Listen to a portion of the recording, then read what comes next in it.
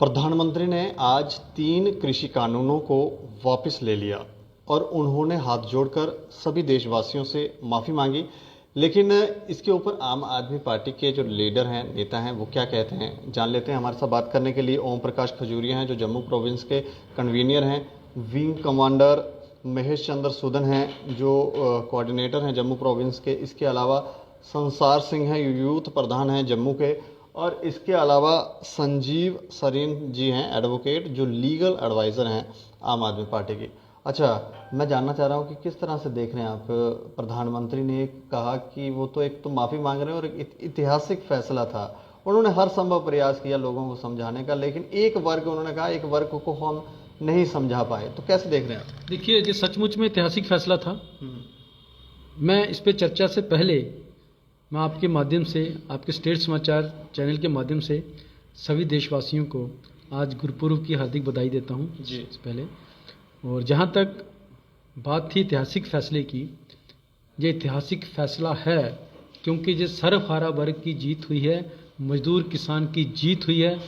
मजदूर किसान की एकता की इस डेमोक्रेटिक सेटअप के अंदर, this is the beauty of a democracy, कि एक डेमोक्रेटिक तरीके से, नॉन वायलेंट तरीके से इस आंदोलन को जीता है हमने। किसी किस्म का वायलेंस नहीं हुआ। ये आंदोलन 1 साल 3 महीने 1 हफ्ता और 3 दिन आंदोलन चला। और एक मिनट, आपने जीता है कि किसानों ने जीता है? किसानों ने। मैं खुद सर्वहारा वर्ग से आता हूँ, मैं किसान परिवार से आता हूँ, इसलिए मुझे पता है किसान, मैं भी किसान हूँ, मैं किसान परिवार से हूँ, मैं खुद किसान हूँ। मैं सर्वहारा वर्ग से हूँ, मैं मजदूर किसान वर्ग से हूँ, मैं आम आदमी हूँ। अलग बात है कि मैं आम आदमी पार्टी के प्लेटफॉर्म में बैठा हूँ। जीत, मैंने फिर कहा कि सर्वहारा वर्ग की जीत हुई है। और इस जीत में, ये जीत इतनी आसान नहीं मिली है। इस जीत में लगभग 750 किसानों ने इस आंदोलन में अपनी जान की आहुति दी है, तब जाके ये आंदोलन जीता है। और दूसरी तरफ ये जगाजग लिया हुआ फैसला नहीं है, मतलब ये अचानक लिया हुआ फैसला नहीं है। अच्छा, ये मजबूरी की हालत में लिया गया फैसला है। क्योंकि सियासी गलियारों में जिस पे चर्चा थी और किसान आंदोलन की ये धमकी थी, कि हम इस आंदोलन को और एग्रेसिव करने जा रहे हैं, क्योंकि आने वाले शीतकालीन सेशन में किसानों ने ये फैसला लिया था कि हर दिन हम पार्लियामेंट का ट्रैक्टरों के साथ किसान घेराव करेंगे। और इसके साथ ही पिछले कुछ दिनों में हिंदुस्तान की 6 बड़ी स्टेटों के अंदर, 6 बड़े राज्यों के अंदर असेंबली के अंदर रेजुलेशन पास किया वहां की सरकारों ने कि इन 3 काले कृषि कानूनों को हम अपनी स्टेटों के अंदर लागू नहीं होने देंगे। और बहुत सारी और स्टेटों के अंदर जो चर्चाएं थी, जो नॉन बीजेपी स्टेटें थी, वहां पे भी ये तीनों कानून लागू नहीं होंगे।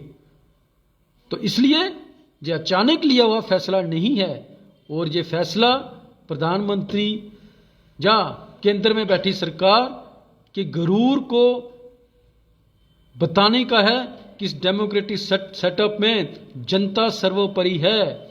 लोकतंत्र में जनता सर्वोपरि होती है। वहां पे बैठे हुए लोग, सत्ता में बैठे हुए लोग सर्वोपरि नहीं होते।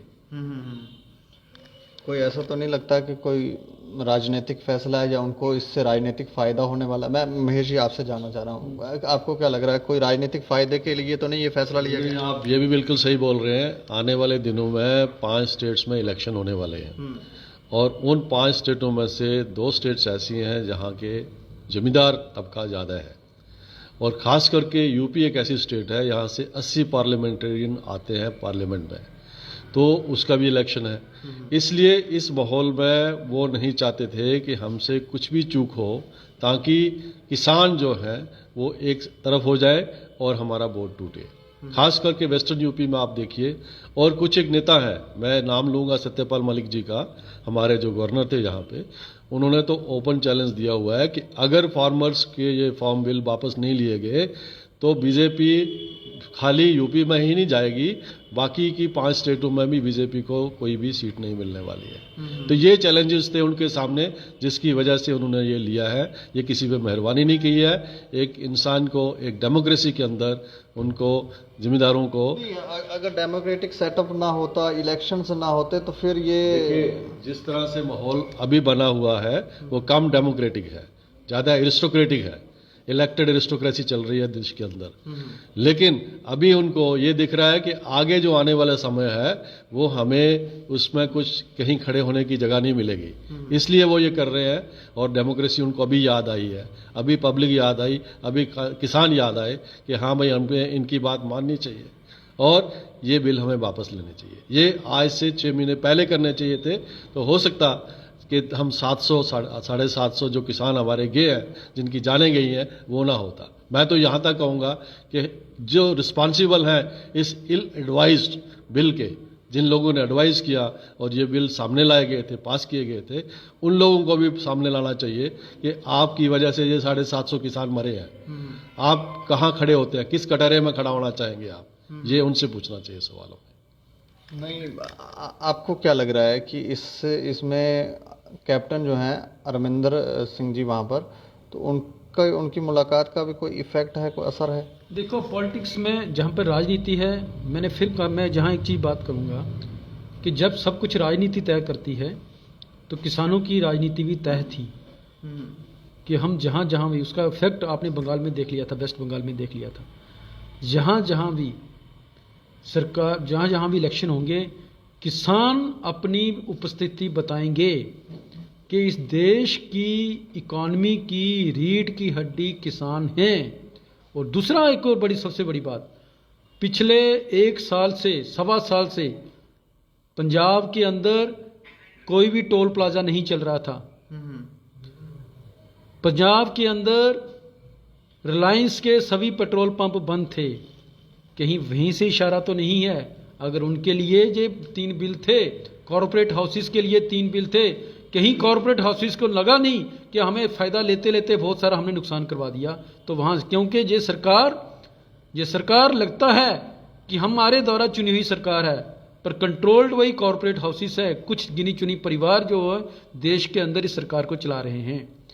और ये सिर्फ सरकार ही नहीं चला रहे हैं, ये तथाकथित मीडिया, 95% मीडिया वो भी कुछ गिनी हुई कॉरपोरेट हाउसेस चला रहे हैं।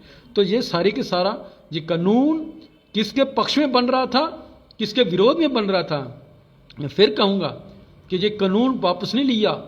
मेरा क्रांतिकारी सलाम है उन किसान परिवारों को जिन्होंने अपने परिवार के 750 परिवारों से, जिन्होंने अपने प्राणों की आहुति दी इस आंदोलन के अंदर, और किसानों को जो पिछले 1.25 साल से अपनी मांगों के लेकर डटे रहे। ये उनकी जीत है डेमोक्रेटिक सेटअप में के अंदर। 7 साल में पहली बार ऐसा देखने को मिला कि सरकार ने इस तरह का कदम उठाया। देखने को कभी ऐसा मिलता नहीं है कि प्रधानमंत्री चुप जाएं, लेकिन ये पहली बार 7 साल में हमने देखने को मिला। कैसे देख रहे हैं? 7 साल में सबसे बड़ा आंदोलन भी पहली दफा ही हुआ। 7 साल में पहली दफा देश के अंदर, इसके अलावा और बड़े आंदोलन खड़े करने की जरूरत है देश की जनता को। अगर देश को सचमुच में विश्व गुरु बनाना चाहते हो, देश के अंदर एक यूनिफाइड एजुकेशन सिस्टम के ऊपर आंदोलन खड़ा करने की जरूरत है। देश के अंदर जो जाति प्रथा के अंदर जो सोशल इवल्स हैं, उसके खिलाफ एक बड़े आंदोलन की जरूरत है। देश के अंदर मजदूर किसान के हक की जो लूट हो रही है, उसके खिलाफ एक आंदोलन खड़ा करने की जरूरत है। देश के अंदर बुजुर्गों को जो उनकी जो सोशल सिक्योरिटी नहीं मिल रही है, उसके खिलाफ ही आंदोलन खड़ी करने की जरूरत है। आज देश किसी भी डेमोक्रेटिक सेटअप में जब तक जनता कॉन्शियस, पॉलिटिकल कॉन्शियस नहीं होगी, इसी तरीके से काले कानून आते रहेंगे। सबसे मुबारक की बात यह है कि मजदूर किसान पॉलिटिकली कॉन्शियस था, राजनीतिक रूप से चेत था, तो ये किसान आंदोलन इतना लंबा चढ़ा। और आंदोलन की जीत यही है कि ये आंदोलन आज किसी लॉजिकल कंक्लूजन के ऊपर आके खत्म होगा। दूसरी बात, प्रधानमंत्री जी को जो स्पष्ट करना चाहिए, केंद्र सरकार को जो स्पष्ट करना चाहिए, उनके पास एमएसपी को लेकर रोड मैप क्या है? क्या किसानों की आय दुगनी करने के लिए कोई रोड मैप है? और उसके अलावा क्या किसानों के ऊपर जो पराली के ऊपर जो कुछ काला कानून था, क्या वापस उस पर भी लिया जाएगा? पराली को किस तरीके से संभाला जाए उसका समाधान का भी कोई कानून है? किसानों की बिजली के ऊपर, जो उनके ऊपर बिजली के जो उपकरण हैं, जो किसान कृषि उपकरण हैं, उनके ऊपर जीएसटी वापस लेने का भी कोई प्रावधान इसमें रखा है या नहीं रखा है? ये सारी चीजें पार्लियामेंट के अंदर चर्चाएं होनी चाहिए, किसानों को लेकर पार्लियामेंट के अंदर चर्चा होनी चाहिए। और मैं ये कहूंगा किसानों को, जब तक पार्लियामेंट के अंदर व्यापक रूप से ये चर्चाएं नहीं होती, ये आंदोलन जारी रखना चाहिए। आम आदमी पार्टी उन किसानों के साथ खड़ी है। मैं युवाओं की तरफ से आपका पक्ष जानना चाहूँगा, आप कैसे देख रहे हैं इन 3 कृषि कानूनों को वापस लेने में? देखिए, ये जो सरकार है इसने डिक्टेटरशिप करने की कोशिश की। इन्होंने हिटलर का वो रास्ता इख्तियार किया कि लोगों को दबाया जाएगा, लेकिन ये भारत है। यहाँ से जनरल डायर जैसे लोगों को बाहर जाकर के बदला कैसे लेते हैं भारतीय, ये लोग शायद भूल गए थे। लेकिन अब इनको याद आने लगा कि पंजाब में इलेक्शन है और बाकी स्टेटों में इलेक्शन है। ये बदला अब संविधान के तरीके से, संविधान के बनाए हुए कानून के माध्यम से लोग लेंगे। अपना वोट को डालकर लोग इनको दिखाएंगे कि आखिरकार राजनीति में बदलाव कैसे होता है। तो अब ये घुटने टेकने लगे। मेरी सुबह ही कुछ किसान आंदोलन जथेबंदियों से बात हुई है। उन्होंने कहा है कि इन लोगों ने जो किया है, अब इन्हें डर है उस चीज़ का कि सरकार से तो हम जाएंगे, लेकिन ये कहीं ना कहीं हम लोगों को बेवकूफ़ बनाने की कोशिश कर रहे हैं। ये सदन का वो टाइम दे रहे हैं जब इलेक्शन का पीरियड निकल जाएगा। हम ये चाहते हैं कि अगर इन्होंने कोई फैसला करना है, वो कल ही सदन को बुलाया जाए और उसमें ये फैसला लिया जाए कि ये कानून जो है वो उसे कैंसिल कर दिया गया है, उन्हें वापस ले लिया गया है। लेकिन हम तब तक यहाँ से नहीं उठेंगे जब तक ये कानून वापस नहीं लिए जाते। और जिन जिन मुद्दों को इन्होंने हमारे ऊपर, जिन जिन कानूनों को, काले कानूनों को थोपा है, और एमएसपी के हिसाब से जब तक हमें रेट नहीं मिलते हम नहीं उठेंगे, ये कहा गया किसान। मैं एडवोकेट साहब, मैं आपसे भी जान सकता हूँ, ये पॉसिबल है कि सदन को जल्दी बुलाया जा सकता है आजकल में या 2-4 दिनों के अंदर? नहीं, ऑलरेडी अनाउंस कर दिया हुआ है। पार्लियामेंट का विंटर सेशन इसी महीने शुरू होने वाला है। बिल्कुल सही जैसे इन्होंने राय दी है, ये कहीं मेयर आई वॉश तो नहीं है।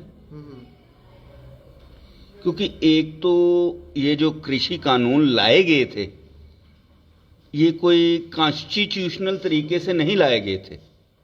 आप भी जानते हैं, अपर हाउस में आम आदमी पार्टी के मेंबर पार्लियामेंट संजय सिंह के क्या हादसा हुआ था, उनको अपर हाउस से सस्पेंड तक किया गया था इसी वजह से, क्योंकि वहाँ पे कोई वोटिंग नहीं हुई थी, वहाँ पे भारतीय जनता पार्टी की मेजॉरिटी नहीं थी।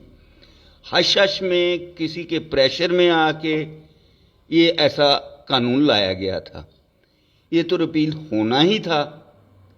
अब चूंकि प्रधानमंत्री जी ने ये कहा है और माफ़ी मांगी है, मैं तो शुक्रिया अदा करूंगा प्रधानमंत्री नरेंद्र मोदी जी का कि चलो देर से ही उनको अकल आई, एक ही मामले में अकल आई तो सही।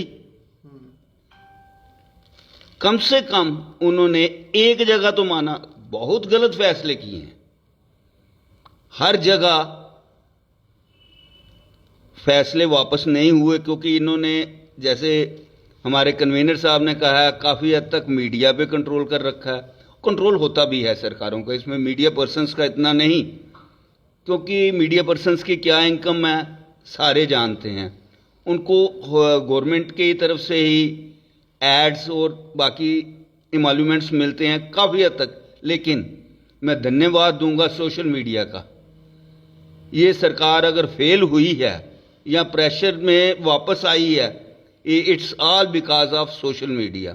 बड़े बड़े मीडिया चैनल्स को तो कंट्रोल कर लिया कारपोरेटेड हाउसेस के द्वारा, लेकिन सोशल मीडिया ने इस सरकार के दौरान बहुत ही अच्छा पार्ट प्ले किया है और उसी की बदौलत किसान अपनी बात पूरे हिंदुस्तान की जनता के आगे रख सके हैं। वरना इन्होंने तो किसानों को खालिस्तानी तक बना लिया था, सिर्फ पंजाब तक महदूद कर रहे थे। अब जैसे कि इन्होंने कहा है कि पश्चिम बंगाल में किसकी वजह से हारे, किसानों की वजह से। अब 4-5 स्टेटों में और इलेक्शन आ रहे हैं। बेशक प्रधानमंत्री जी ने ये कानून रिपील किए हैं, लेकिन इतना मैं आज भी आपके साथ दावा, आज अभी इलेक्शन भी नहीं अनाउंस हुए हैं, आपको दावे के साथ कहता हूं इन स्टेटों में से किसी स्टेट में भी भारतीय जनता पार्टी की सरकार नहीं बनेगी। पंजाब में भी नहीं? पंजाब में तो भारतीय जनता पार्टी है ही नहीं है। नहीं, कैप्टन साहब के साथ मिलकर ये तो इफ्स एंड बट्स हैं, जब मिलेंगे तो आप पत्रकार महोदय आप ज्यादा बेटर जानते हैं कि कब मिलेंगे, कब अनाउंस करेंगे, क्या करेंगे। आम आदमी पार्टी को नुकसान नहीं होगा वहां? आम आदमी पार्टी है किसकी? आप लोगों की पार्टी है, आम पब्लिक की पार्टी है। आज जीत किसकी हुई है? आम आदमी की जीत हुई। सारी पार्टियां आम लोगों के लिए बनाई गई हैं, ये तो हो गया मतलब एक टैगलाइन देख रहा आप। आम आदमी पार्टी का आप जब भी हमारे नेशनल कन्वीनर को सुनेंगे, हम वो कहते हैं हम राजनीति करने नहीं आए हैं, हम राजनीति बदलने आए हैं। आज भी आप देख लीजिए, दिल्ली के जो पहली बार में 67 एमएलए जीते थे, जहां आज के 62 एमएलए, वो कितने प्रोमिनेंट हैं, उनकी प्रॉपर्टीज कितनी बड़ी हैं, क्या हुआ है। लेकिन ऑन द अदर हैंड जो दिल्ली की जनता है उनको कितनी फैसिलिटीज मिली हैं। और मैं धन्यवाद दूंगा भारतीय जनता पार्टी का। आप सोच रहे हैं कैसे? जब इस बार दिल्ली में इलेक्शंस हुए, 300 से ऊपर मेंबर पार्लियामेंट इन्होंने लगा दिए वहां पे प्रचार प्रसार के लिए, कई राज्यों के मुख्यमंत्री लगा दिए, होम मिनिस्टर तक घर घर में पर्चे बांटने में मजबूर हो गए, प्रधानमंत्री जी भी जगह जगह रैलियां करते रहे। उससे आम आदमी पार्टी को एक बेनिफिट मिला। पहले वो खाली 2-3 स्टेट्स तक महदूद थी, जब बाकी लोगों को पता नहीं था। इनके प्रचार प्रसार से मीडिया में हमें भी कवरेज मिली, और दिल्ली की जो सारी अच्छी पॉलिसीज थी हिंदुस्तान के पूरी दुनिया में एक्नॉलेज की जाने लगी कि वाकई में इन्होंने कुछ काम किया है, आम लोगों के लिए काम किया है, और उसी की बदौलत ये तीसरी बार हुकूमत बना सकी। मतलब कहने का मतलब है कि इससे जैसे भी इन्होंने कानून वापस लिए, लेकिन कोई फायदा होने वाला नहीं है। मैं तो कहता हूं कि ऐसा प्रोविजन नहीं है हमारे हिंदुस्तान के कानून में, वरना 750 जो हमारे किसान भाई, 750 परिवार, आप समझ सकते हो, एक परिवार से एक शख्स चले जाए पूरा परिवार बिल्कुल खत्म हो जाता है। होना तो इन पे मुकदमा चाहिए। अगर ये गलती की है, आज मान भी रहे हैं, माफी मांग रहे हैं, क्या करेंगे उन 750 परिवारों का? क्या कम से कम एक मिनिस्टर की प्रॉपर्टी उनके नाम पे कर देंगे? एटलीस्ट उनको भी तो सबक मिले ना, इन सियासतदानों को भी तो सबक मिले ना कि हमने क्या गलत किया, 750 परिवार उजाड़ दिए। चलिए, शुक्रिया हमसे बातचीत करने के लिए। धन्यवाद। तो ये तो कह रहे हैं कि कोई फ़ायदा होने वाला नहीं है, चाहे फिर वो कानून आपने वापस क्यों ना लिए हो, लेकिन फ़ायदा नहीं देखने को मिलेगा। इलेक्शन की वजह से ये बैकफुट पे हैं, अचानक लिया हुआ फैसला नहीं है, लेकिन इससे किसान ज़रूर खुश हैं, क्योंकि उन्होंने जो विचार लिया था, जिस विचार से वो आंदोलन कर रहे थे, उस विचार की जीत ज़रूर हुई है। आप लोग अपनी राय ज़रूर रखें और देखते रहें दैनिक सवेरा समाचार। मुझे और मेरे सहयोगी राकेश खजूरिया को दें इजाज़त। नमस्कार।